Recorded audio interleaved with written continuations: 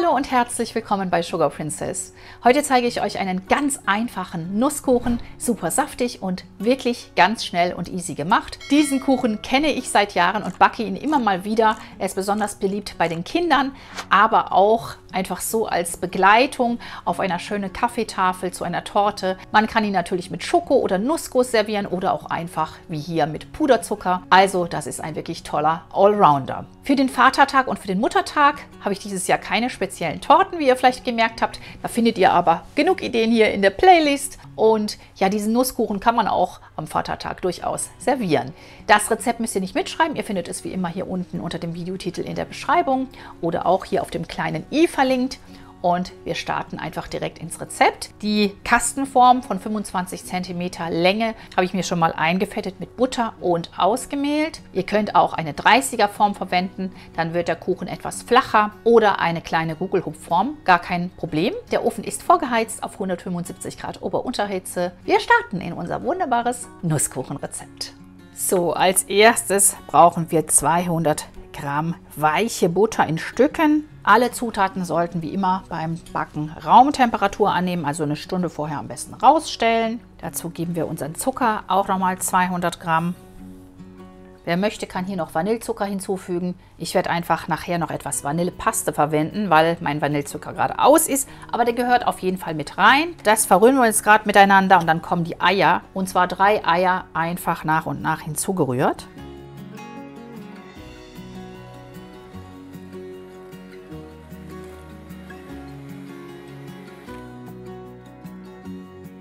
Beim Runterstreichen gerade schauen, ob beides sich schön verbunden hat, Zucker und Butter. Und ihr seht, jetzt ist die Butter schön weich und verbunden und dann ist sie richtig aufgeschlagen.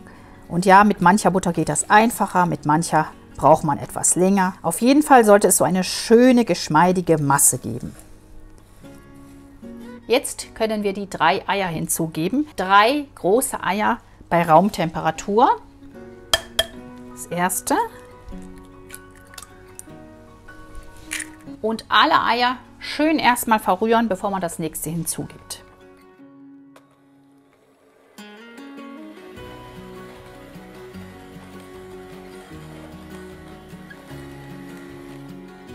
So, das nächste Ei.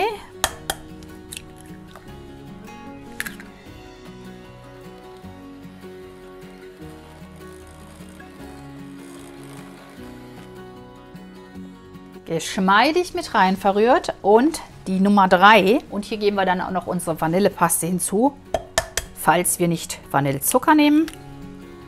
Und jetzt kommt ein Teelöffel Vanillepaste hinzu. So in etwa. Und das dritte Ei auch noch schön geschmeidig mit verrühren. Ein Rührteig wird umso besser, je länger man die Eier-Zucker-Buttermasse aufschlägt. Dann kommt das Mehl, vermischt mit den Nüssen in diesem Fall, nur kurz hinzu. Jetzt vermischen wir unser Mehl, 200 Gramm, mit einem halben Päckchen ungefähr Backpulver. Eine Prise Salz darf noch hinzu natürlich. Die gibt dem Gebäck den runden Geschmack. Hinzu kommen unsere 200 Gramm Haselnüsse, habe ich jetzt hier. Aber ihr könnt auch Walnüsse, Mandeln, Pekannüsse oder eine Mischung aus allen verwenden. Also da könnt ihr völlig frei wählen. Ich male mir die immer selber im Thermomix, aber ihr könnt sie selbstverständlich auch fertig gemahlen kaufen. Der Vorteil ist, wenn man sie selber malt, dann kann man entscheiden, wie grob oder wie fein sollen sie denn gemahlen werden. Gerade noch so ein bisschen verrühren. Dann haben wir so eine schöne Nuss-Mehl-Mischung. Man kann es auch alles direkt auf den Teig geben, aber ich vermische es mir lieber separat. Ich möchte es ja auch nur kurz unterheben und deswegen nicht so lange rühren müssen. So, und jetzt kann unsere Mischung hier schon drauf gegeben werden. Und das Einzige, was jetzt noch fehlt, ist 100 Gramm Milch. Und ich habe hier 30 Gramm Mandelgrappa. Rum ist auch eine gute Wahl, also einfach, was ihr da habt. Oder ansonsten einfach Orangensaft oder weitere Milch verwenden. Das Mehl rühren wir jetzt einfach nur kurz unter und kippen dann währenddessen und noch die Milch und unseren Mandelgrappa oder Rum oder was auch immer ihr verwendet hinzu. Auf niedriger Stufe und so kurz wie möglich.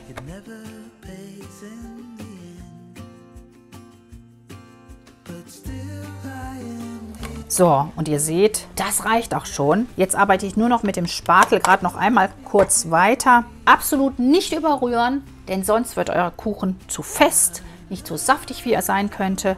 Gerade noch einmal mit dem Spatel durchgehen, dass man wirklich auch alles noch von unten mit rein verrührt hat, dass man sicher geht, alles ist gut verteilt. Wie sieht das lecker aus hier? Fantastisch. Jetzt könnte man noch Schokotröpfchen unterrühren oder Rosinen oder was auch immer, zum Beispiel Aprikosenstückchen getrocknete. Also man kann diesen Kuchen dann auch toll abwandeln. So ist sozusagen unser Grundrezept und so können wir ihn jetzt auch gleich in die Form geben und backen. Ein wunderschöner Teig. Ab in die Form.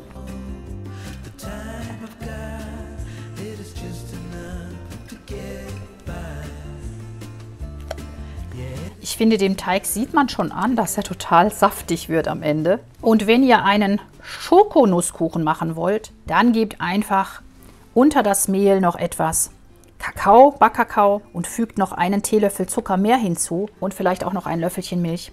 Und schon habt ihr einen fantastischen Schokonusskuchen. Also da kann man auch wirklich schön variieren bei diesem Rezept.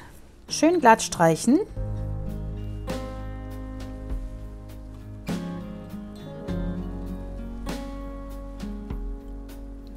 Sehr schön. Wir können backen und zwar bei 175 Grad Ober-Unterhitze 60 bis maximal 70 Minuten. Kommt natürlich immer auf den Ofen an, also macht einfach die Stäbchenprobe am Ende. Aber so ungefähr müsste es hinhauen.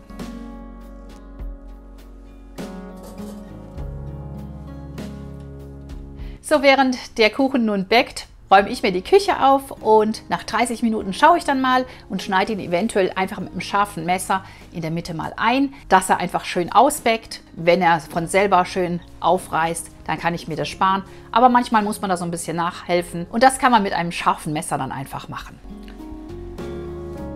So sieht der Kuchen nun bei mir nach 70 Minuten Backzeit aus. Schön knusprig außen und innen drin ist er noch saftig. Ich habe schon die Stäbchenprobe gemacht, zeige es euch aber gerne nochmal.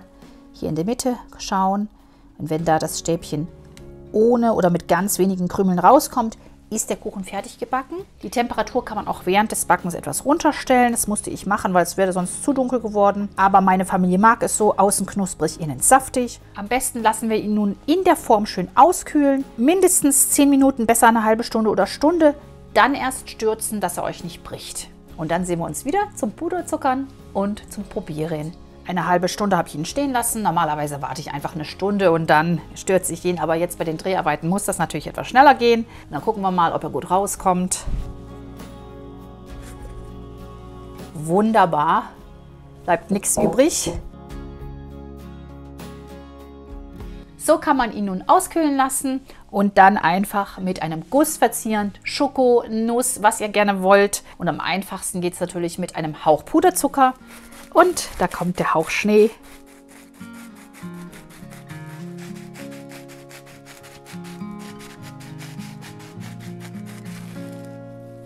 Wunderschön sieht er jetzt aus, richtig appetitlich und wir können ihn gemeinsam verkosten. Ein einfacher Kuchen, ein schöner Tisch, eine Tasse Tee.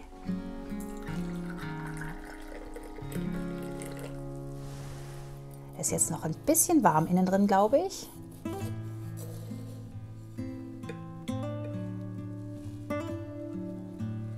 Das ist unser erstes Stückchen. Man sieht jetzt hier wunderbar den Anschnitt. Sehr, sehr saftig, fluffig, eine schöne Kruste. Jetzt kann man gleich noch eins abschneiden. Zum Probieren, dass ihr auch richtig seht. Er ist natürlich jetzt innen drin noch weich, weil er noch ein bisschen warm ist. Machen wir es mal ganz edel hier mit der Zange. Wow! Und da ist unser wunderschönes Stückchen. Sehr, sehr lecker. Es duftet nach Haselnüssen. Richtig toll. Ich liebe das. Ab und zu liebe ich auch mal einen ganz einfachen Kuchen, der schnell gemacht ist und einfach traumhaft lecker schmeckt. Und jetzt wollen wir ihn doch mal verkosten. Fluffig und gleichzeitig eine schöne Kruste. So muss das sein bei einem Nusskuchen. Lasst uns probieren.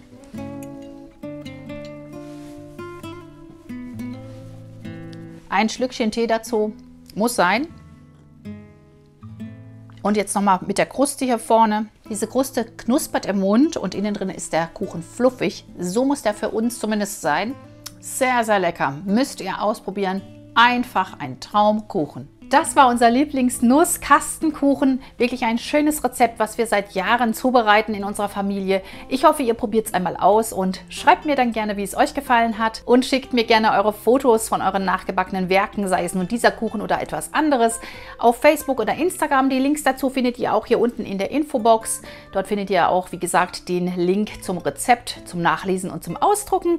Jetzt hoffe ich, dass ihr mein Rezept weiterempfehlt, dass ihr den Kanal weiterempfehlt. Bitte abonnieren nicht vergessen, die kleine Glocke aktivieren und dann sehen wir uns nächste Woche am Sonntag um 10 Uhr hier wieder mit einem neuen Rezept. Bis dahin macht's gut. Viel Spaß beim Backen. Tschüss!